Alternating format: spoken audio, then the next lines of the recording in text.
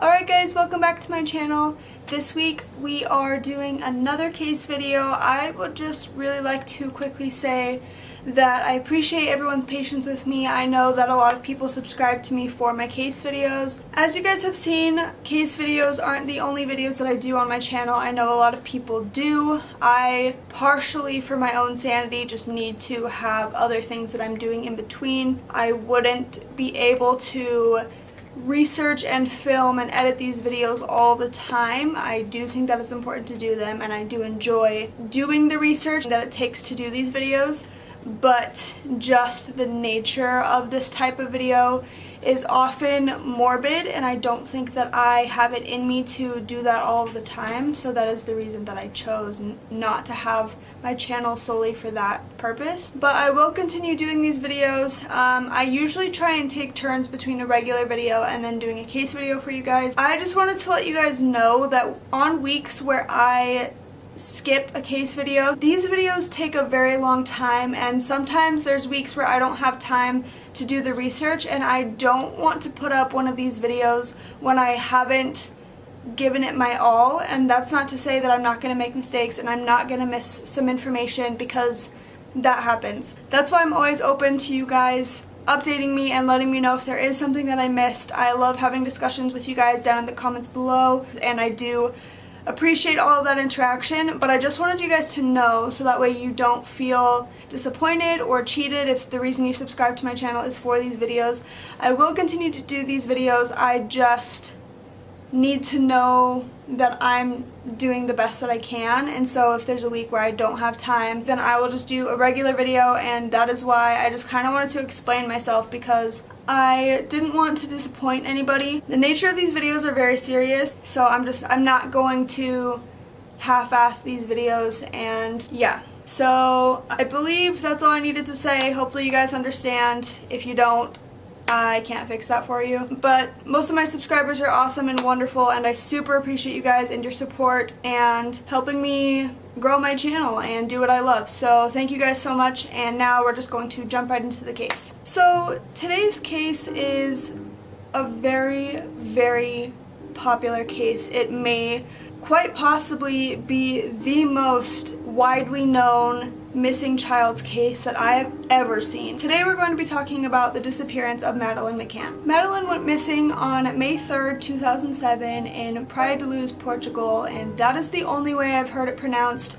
If I slaughtered it, I'm sorry, I'm just gonna move on. She was about 3 years old. I think her birthday was coming up, so she was almost 4, and she had 2 younger siblings that were twins that were about 2 years old at the time of her disappearance. So the McCanns were staying at a hotel resort, and they were staying in apartment 5A, which was a 2-level ground floor apartment within this resort. And they traveled in a big group of their other friends and all of their other friends' children. They each just had their separate apartment, but they were all like right next to each other within the same block of apartments. The day of her disappearance was pretty average. They woke up and went to the kids club. They went to the pool. The last photo of Madeleine was actually taken of her and her sister and her father at the pool. I believe it was taken by Kate McCann. After that, I think Jerry went to an hour-long tennis lesson, and then they took the kids back to the kids club for dinner, and so they kind of just went about their day as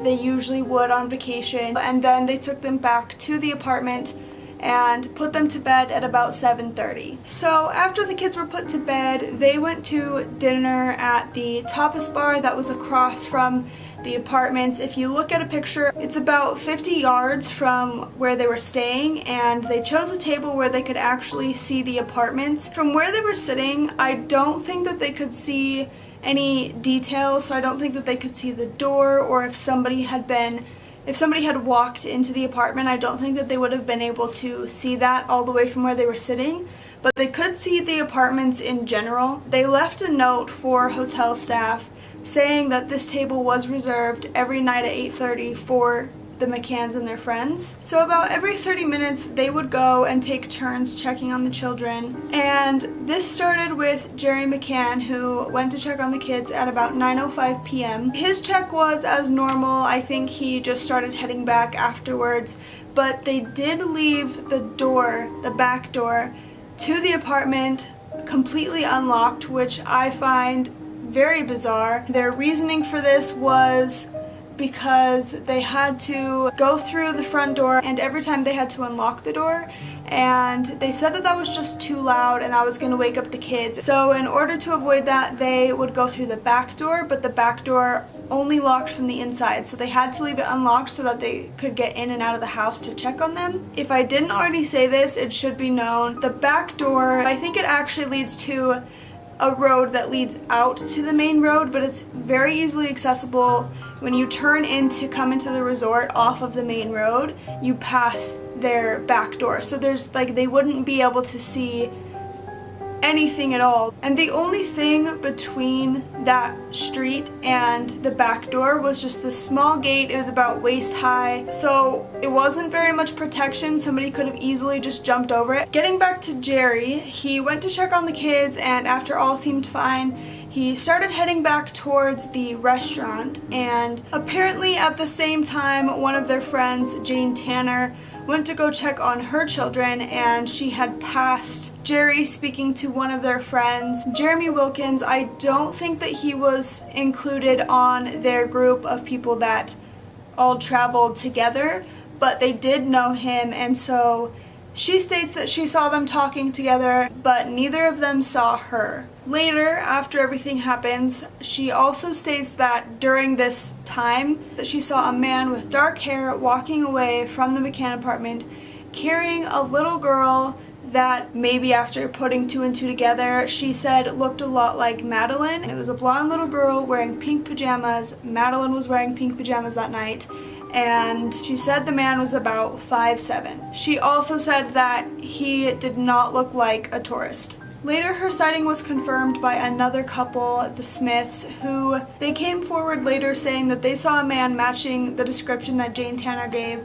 and he was carrying a little girl who was limp in his arm. They said that she was pale and was wearing pink pajamas. I know that this piece of information was included in a lot of these videos and a lot of theories came from it, but they did find that man years later, and they actually just discovered that he was just carrying his own daughter that he picked up from the on-site daycare that the resort has. I'm assuming this kind of just came as part of you staying at this resort, so I'm really confused as to why none of these couples took their children to this daycare and they all felt better or more confident about leaving all of their children completely unattended with the door unlocked. I don't know. And I also want to say I don't know if everybody left their doors unlocked. It's only been stated that the McCanns left their back door unlocked. As the routine goes, Kate McCann was going to go check on the kids at about 9:30, but their friend that was with them at dinner, Matthew Oldfield, was also going to check on his kids, so he just offered to go check on her kids for her that time, and she accepted, so he went to check on the kids. When he went in, he didn't notice anything out of the ordinary, but when he was questioned about it after the disappearance, he said that he knew that the twins were in there, but he couldn't confirm if he actually saw Madeleine or not, and he also couldn't confirm if the window had been open. So it didn't really seem like he went in and thoroughly checked the apartment. It more just seemed like he went in there to see if there was any crying or if any of the kids were up and about, but didn't actually check to verify that they were all in the apartment. But he could have just been hiding something that he did see, and so that's why he said that he couldn't verify whether or not Madeleine was actually in the apartment, because since they were all in the same room, it does kind of strike me as odd that he can confirm for a fact that he saw the twins in the bedroom, but he didn't see Madeleine, and she was the one that went missing that night. So at 10 p.m., Kate went to check on the kids since Matthew did it the last time, and when she went in, she noticed that the door was a little bit more open than they left it, and this is kind of a weird piece of information just because she wasn't the last one who went, so I don't know how she could know how open Matthew left it, but that's the information that I've heard. When she went to open the door to the kids' room, basically before she opened it, it just slammed shut, which is the scariest timing to have that happen to you. But you know, like when you have a window open and it just creates a draft and then the draft kind of makes it shut? Apparently that's what happened, and when she opened the door, she saw the twins perfectly fine in their bed, but Madeleine was gone and the window to the kids' room was open. This is where she does something really strange. She left the twins in the apartment with the door unlocked to go back to the group and tell them that Madeleine was missing. That blows my mind. When she got back to the group, she didn't tell them Madeleine's gone or Madeleine's missing. She said they've taken her. So just another point, if you're so certain that somebody has taken your child and that she hadn't just wandered off somewhere, it just kind of confuses me more as to why you would leave your other two children there.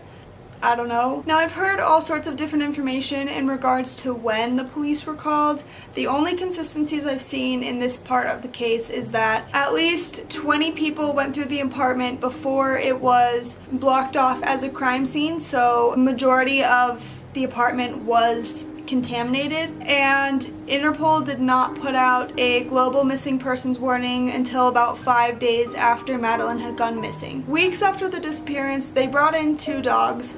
One of them was trained specifically to sniff out blood, and the other one was trained to sniff out dead bodies. So they brought in both of these dogs and they alerted to the same places. They alerted to the closet in the kids' room, and they alerted to the trunk of the McCann's rental car. This is something that, more than anything, leads me to believe that the McCanns themselves were involved, possibly Matthew Oldfield or Jane Tanner as well, just because they were the only other ones passing by the house around the time of the disappearance. So Matthew did go inside the house, and to our knowledge, Jane did not, but she was there around that time. Obviously, that's not them finding the body. That is not 100% guaranteed, but according to my knowledge, these dogs have not been wrong. On top of that, to have 2 different dogs trained for different reasons to lead you to the same exact spots is crazy. And that's crazy to me because all of this information, and there's more, was either disregarded or insufficient or somehow not enough. This kind of stuff is really hard to maneuver around, but it's just one of those things that blows my mind. One of the weirdest things about this, though, is that the dogs leading to the rental car was dismissed because the McCanns did not get that rental car until about 3 weeks after Madeleine disappeared. That just makes me wonder, did they know the person who was renting this car prior to them? Did they somehow hide that this was their rental car? Because why are they both alerting to the trunk of this car that the McCanns supposedly did not have at the time of Madeleine's disappearance? It doesn't make any sense that both dogs trained for this would be incorrect. And there's more. So they're definitely not incorrect, but I'm like so tongue-tied and upset about this. Something that I have not seen covered in case videos about Madeleine. There was multiple traces of DNA evidence from Madeleine tested, found in different places. So there was blood evidence found on the floor and the windowsill of the McCann apartment. There was also evidence found in the trunk of the rental car where the dogs alerted to. Obviously, that would lead us to believe that she died in the apartment, her body was moved to the trunk of the car, and they took her wherever they took her to hide the body, hide the evidence. So what is not adding up here? One source did state that the DNA evidence, I believe the ones found in the house, they have doubts as to how reliable that is, only because they were said to have been wiped away with cleaning fluid. So obviously somebody had tried to cover that up. It's been speculated that maybe the blood had just been if she had fallen or had gotten a scrape somehow, but it makes absolutely zero sense as to why that blood would have been on the windowsill. She's 3 years old, probably not tall enough to reach the windowsill on her own. If Kate's story holds true, the window was open, and I don't think that Madeleine could have done that herself. It just raises a million more questions. There was also DNA evidence found at the home of Robert Marat, and we have not talked about him yet. I don't know if I'm saying his name right, to be honest with you. He was a very rich man who lived less than a quarter mile away from where the McCanns were staying in Portugal, and according to witnesses, he has pedophile tendencies. I've heard from one source, I'm not sure how accurate this is, I couldn't find it anywhere else. He had been accused of multiple accounts of bestiality and rape, and the Portugal police had found some encrypted material. Encryption can be used a lot for people who view or exchange child pornography, but when he was asked about it later, he said he had no idea why it was on there. Marat seems to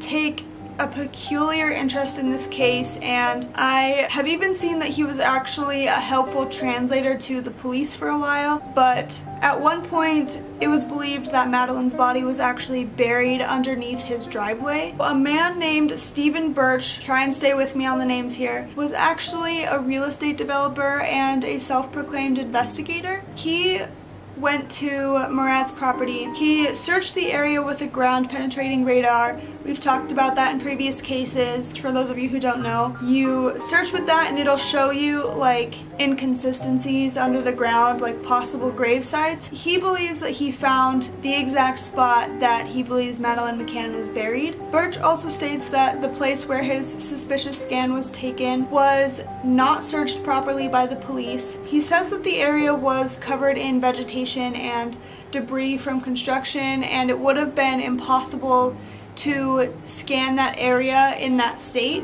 Although Portugal police have already checked that area, and they said they did not see what Birch supposedly discovered, but they did find DNA evidence on the property. They found a piece of hair on the property. They took it in for testing and it matched Madeleine McCann's DNA that they found in the house and in the trunk. But I believe that this information was actually released after he was released from being a suspect. And I haven't heard any updates on this piece of the case, so I find that extremely odd. Now we're just gonna get to the last couple of pieces of information. In a video I watched about this case, there was a man named or nicknamed the Secret Cardinal, and I believe that investigators actually gave him that name because he referred to himself as the Cardinal. He stated that he was in Praia de Luz to seek out the evil within this case and that he was sent by the Pope. He also claims to know that Madeleine is dead, and he says he knows who did it, but he refuses to give any names because he says he won't make it out of Portugal alive. Now, these very last pieces of information I'm going to give you guys are a little scattered for me. I've heard a couple of different things, so I'm just going to give you all of the information I have. It's been stated that there was a blonde man spotted in quite a few different places. He was once spotted on the back steps of the McCann apartment, which I find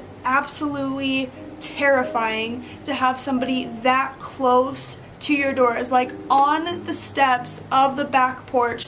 If they were not home, if they were at the tapas bar, I've already told you guys the back door faces the main street. If this was at the time of them having dinner, they would have not even known at all that he was right there on the steps outside the house where 3 of their children are sleeping, and that is like a horrifying thought to me. I don't care why he was there. I don't care if he wasn't there for the kids at all. That's terrifying. He was also seen at the tapas bar looking towards the McCann apartment, and there was 2 other blonde men spotted earlier that week, as there had been a series of break-ins that week on the same block that the McCanns were staying on.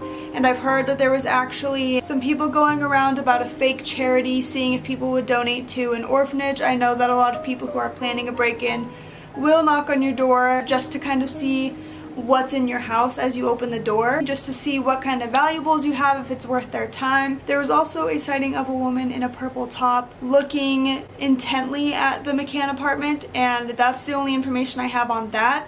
So now that we've hit all the information, we are going to jump into theories, and I will warn you, for this case, there is a ton. I feel like there's just as many theories as there is evidence, so sit tight, we're gonna jump into it. Okay, so one theory is obviously that Robert Marat was involved. I already gave you all of that information, so we're just gonna move on to the next one. Another theory is that Clement Freud was involved, and we actually didn't really talk about him in this case, just because there was less actual evidence about him and more creepy things that happened, but it kind of turned more into a theory. So Clement Freud was actually the grandson of Sigmund Freud, and he lived in Portugal, only about 1/3 of a mile away from where the McCanns were staying. He was actually exposed shortly after his encounters with the McCann family as a wealthy and powerful pedophile in a hard-hitting documentary. I don't have the name. I will try and find it so that if you're curious, you can go watch it. He was also accused of child abuse, but the McCanns had actually gone over to his house multiple times after Madeleine's disappearance to have drinks. I don't know, they became friends, and when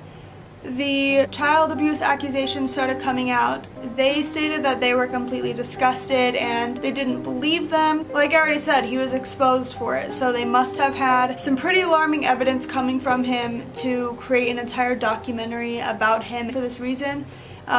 And then to have him live so close and to have him contact them after Madeleine disappeared. And he said something creepy to Kate that I kind of found a little off, and I'm just gonna enter that here. She kind of talks about their encounters and some stuff that he said, and it just kind of rubbed me the wrong way. Another theory, the most widely known theory, and this one takes up like its own entire page. It's so long. This theory is that the McCanns were actually involved with the death and disappearance of Madeleine. Mostly from what I've seen of this theory, it's not so much that they think that the McCanns were trying to directly kill her, but more that it was an accident and her whole disappearance was a cover-up for that.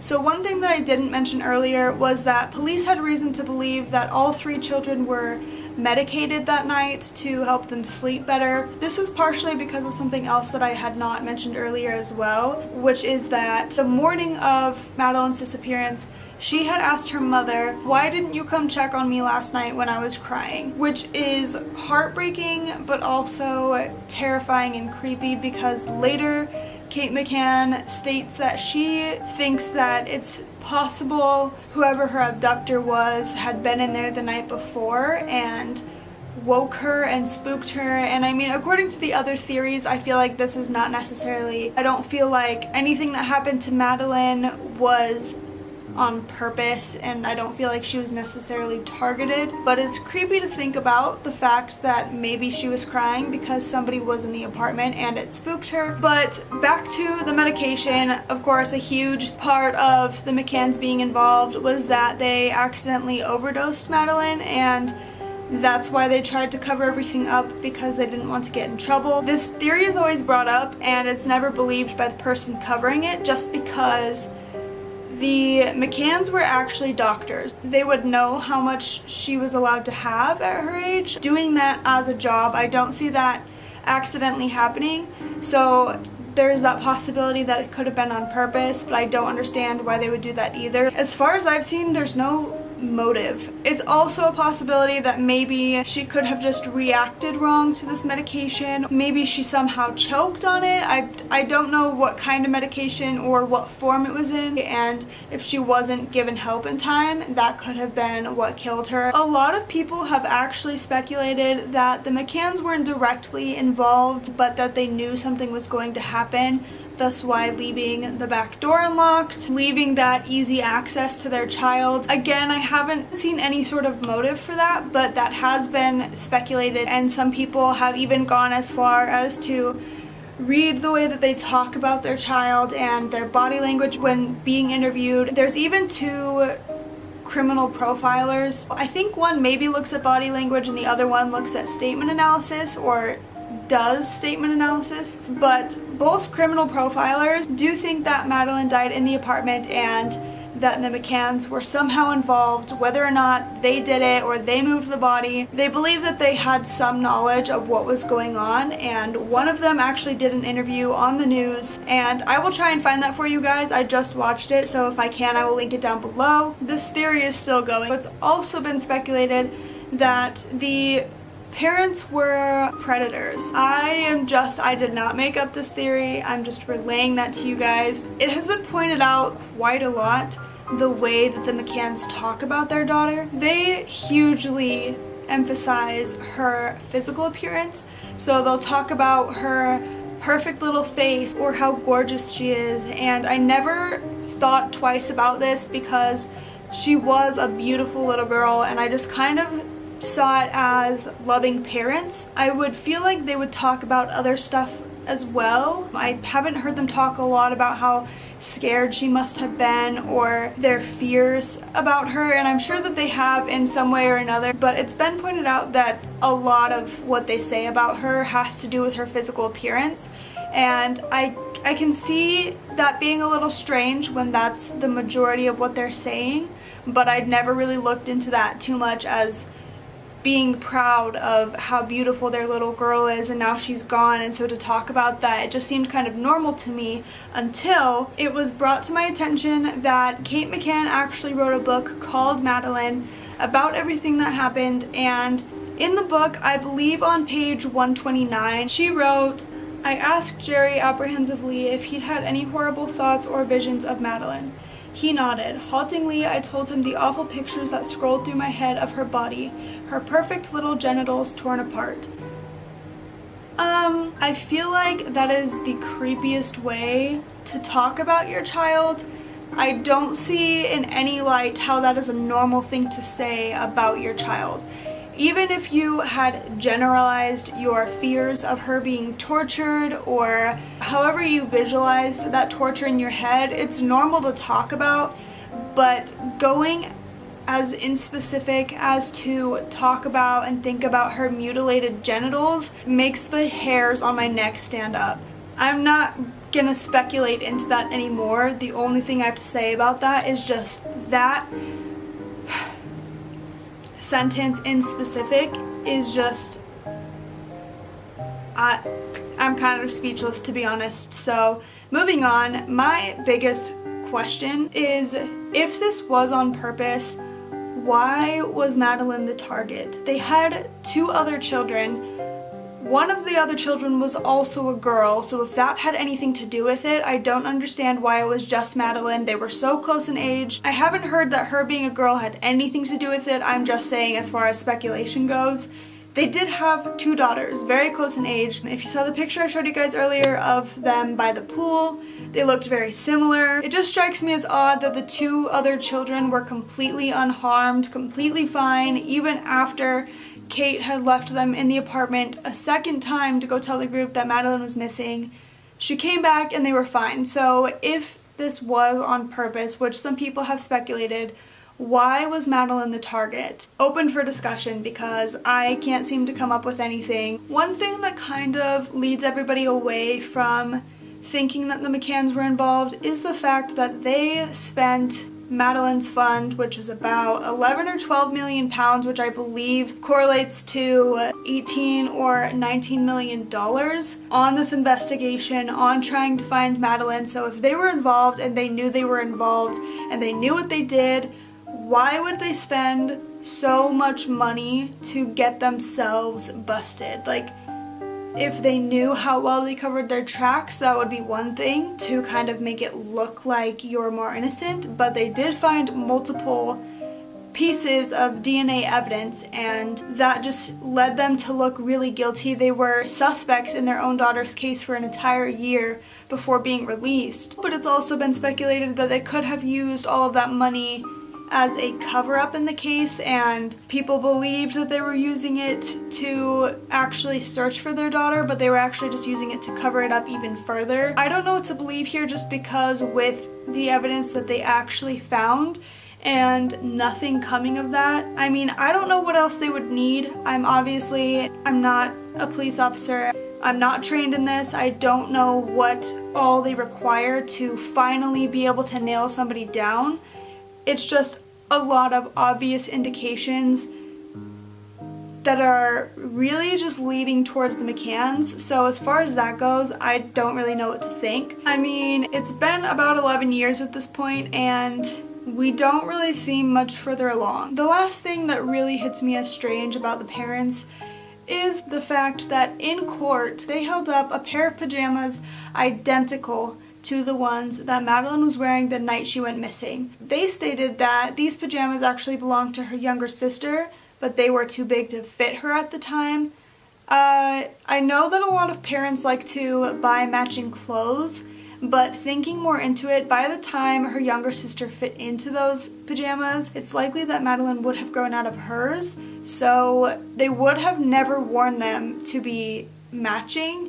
And I don't know, maybe every family doesn't believe in hand-me-downs, but mine did. So my first thought was like, if she really wanted her to have these pajamas, if she thought they were so cute that she bought a pair of them that were too big for her, which why would she not buy her size, first of all? Why doesn't Madeleine just give her the old ones when she gets big enough to wear them? I mean, like, maybe that's just really overanalyzing it, but even after that, Madeleine's uncle stated that those pajamas were Madeleine's. I was not able to 100% confirm this, but I am going to relay it to you guys. And if anybody's able to find further information about this piece of the case, let me know.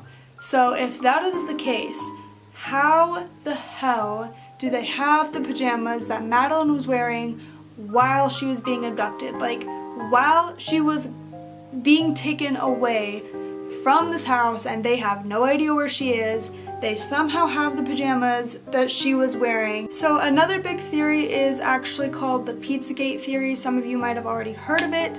If you haven't heard of it, basically it involves a bunch of US politicians like the Clintons, and it says that they are running a sex trafficking ring and they use pizza terms to kind of disguise it. The reason this is relevant or tied in with this case is because the sketches I showed earlier look identical to John and Tony Podesta, and John Podesta was actually Hillary's campaign manager at the time. I've even seen that John Podesta was supposedly in Portugal at the time of the disappearance, but I've also heard that this has not been proven and this was just people trying to sort of make the theory work. It's also been brought to my attention that these sketches were actually just two different artist interpretations of the same exact person, so there's no way that it could be both Podesta brothers, but also they just have zero evidence to prove that the Pizzagate theory is real. They can't even prove that John Podesta was in Portugal at the time. This just doesn't seem to have any credibility at all, but I will say that the drawings look insanely similar to the Podesta brothers, and I think that's very, very weird. Another theory is actually that Madeleine may have wandered out of the apartment herself. I mean, it's possible that she wandered out, she could have fallen into a construction site, somebody may have seen a vulnerable 3-year-old little girl all by herself and decided to take her. But from the way that the apartment was found, in order to do this, she would have had to go out the back door, shut the back door behind her, because it was unlocked, so it's not impossible that she could have opened it by herself, but she would have had to shut it behind her because the door was closed when Kate got there, go down the stairs and open the gate leading out to the street, and then once again shut that behind her. And if a 3-year-old is just wandering off, they don't usually pay attention to what they're doing. So I mean, if the gates swing shut, that's one thing, but closing the glass door behind her, I feel like she wouldn't do that. 3-year-olds don't think about that kind of stuff. I mean, I can't speak for every 3-year-old little girl, but I feel like that's less likely. But on top of that, if the window was actually open, as Kate said, I don't think that Madeleine could have gotten up there herself, and I don't think that she would have been able to, even on a ground floor apartment that's really high up for a 3-year-old. So if she somehow jumped out the window, she probably would have gotten hurt and screamed, or if she hit her head, that could have been what killed her. But there was no body found just out there on the outside, and there was no blood found outside. There was only blood found on the windowsill. So I don't see her getting out of the apartment any other way unless somebody planted the blood on the windowsill and took her out the back door. Don't really know why that would have happened, but at the same time it's confusing to me because the back door was unlocked, so why would somebody go through the window? I mean, if that's the only way that they saw that they could get in, but if this was somebody watching the McCanns, they would have known their routine, they would have known that the back door was unlocked. And that leads us into our next theory, which is that this was a burglary gone wrong. I can definitely see this one being a high possibility in comparison to all the other ones. With the sightings that we talked about of the blonde men, if it was the blonde men who could have been with the fake charity that was going around and who could have been involved with the 2 break-ins that happened in the week prior to the disappearance, and he was seen so close to the house on the steps, like I said. If this was the case, it would have been easy if somebody had just watched the McCanns for even just a couple of days. They would have known that during the day they might do whatever, but when it comes to the nighttime, they follow the exact same schedule every single night. So they get the kids dinner around 6:30, they bring them home to the apartments, they put them in bed around 7:30, they probably leave the apartments between 8 and 8:15 to go to their table that is reserved for them at 8:30 every single night, and it would be easy to figure out that the McCanns go and check on their children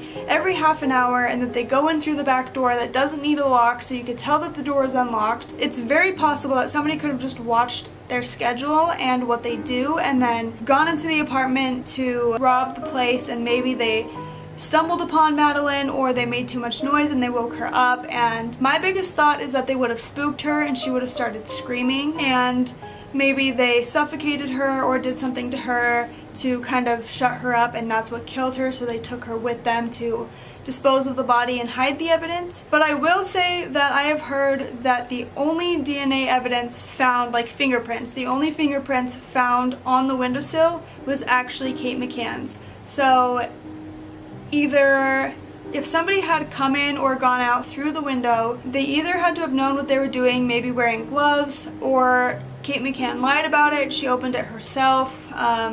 My original thought was that she closed it, but I don't feel like in that moment that would have been her first thought, especially if she didn't take her children with her to go warn everybody else. I don't feel like she would have closed the window and then left her kids in the apartment. You know, like if you can't even concentrate enough to take your other children with you, you get what I'm saying? Like, I don't see how you would have focused enough to shut the window. I don't know. But I don't necessarily see somebody specifically breaking into the apartment to take Madeleine when there were two other children completely unharmed and, as far as we know, completely untouched at all, and it's just Madeleine that's missing. I mean, it'd be hard to kidnap more than one child. It's already hard to get away with taking one child, but if you're going in for the child and there's two more right in front of you at that opportunity, it just seems kind of weird that Madeleine would have been picked out in that sense. Another theory is that a staff member of the resort hotel was actually involved.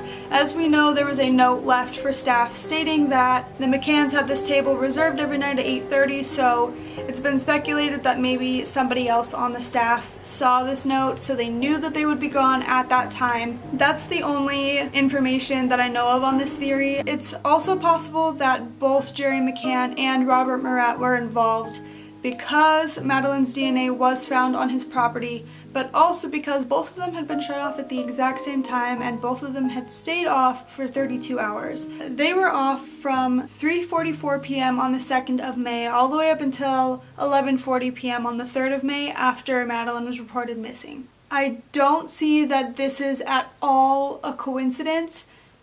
The same times, for the same period of time, these phones were shut off, and it's possible that if they were shut off, it's because they went together to dispose of the body and they didn't want their phones pinging any locations. And the last theory I semi-talked about earlier is that Matthew Oldfield was involved because he was the last one to check on the McCann children before Kate found out that Madeleine was missing. A lot of people think that he might be involved because when he was questioned later, as I said, he confirmed that the twins were there but couldn't say if he actually saw Madeleine, and he also couldn't say if the window was open. So a lot of people have speculated that he knows something and he was kind of dancing around it and just completely acting like he just had no clue and couldn't remember because he didn't want to get in trouble or get caught and say what he actually saw. But that is all, you guys. That is all the information. That is all the theories that I have. I would love to see what you guys think about this case. I know that this was a very popular case. I have no idea